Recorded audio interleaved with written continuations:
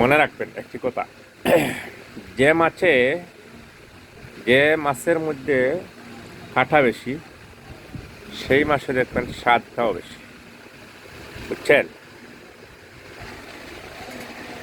যে মাছের মাঝে কাঁটা বেশি সেই মাছের মধ্যে স্বাদটাও বেশি, অতিরিক্ত স্বাদ থাকে।